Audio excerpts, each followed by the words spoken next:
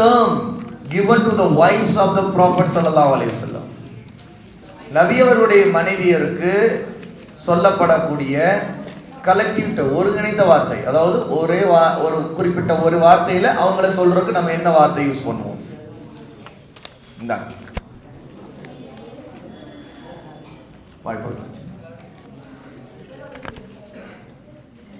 Collective term.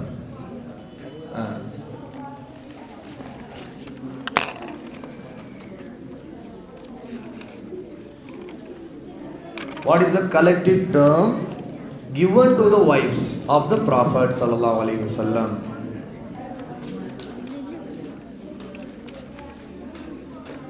புரியலையா கேள்வி? எந்த வார்த்தையால நபி அவர்களுடைய மனைவியரை நாம் சொல்லுவோம்? அந்த டைட்டில், அந்த டாபிக் நீங்க போனாலே உங்களுக்கு ஈஸியா அதை நீங்க புரிஞ்சுக்கலாம். அந்த இடத்துக்கு போயிட்டீங்களா? இல்ல, ரசூலுல்லாஹ்வுடைய மனைவிமாரை பற்றிய பகுதி.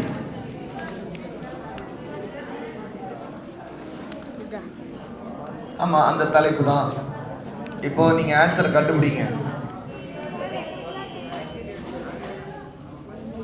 கலெக்டிவ் டேர்ம், என்ன டேர்ம் மூலமா நம்ம அவங்களை சொல்லுவோம்? அவங்களை சொல்ற ரசூலுல்லாஹ்வுடைய மனைவிமார்களை சொல்றதுக்கு ஜெனரலா என்ன டேர்ம் சொல்லுவோம்? The wife of the Prophet ﷺ are all considered Ummahat al-Mu'minin, mothers of the believers. Very good, mashallah.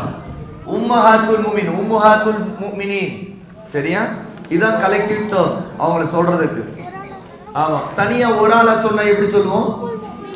உம்முல் முஃமினீன் சொல்லுவோம். Okay, good, மாஷாஅல்லாஹ்.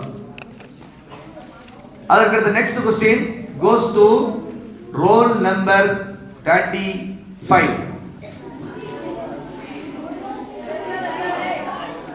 One.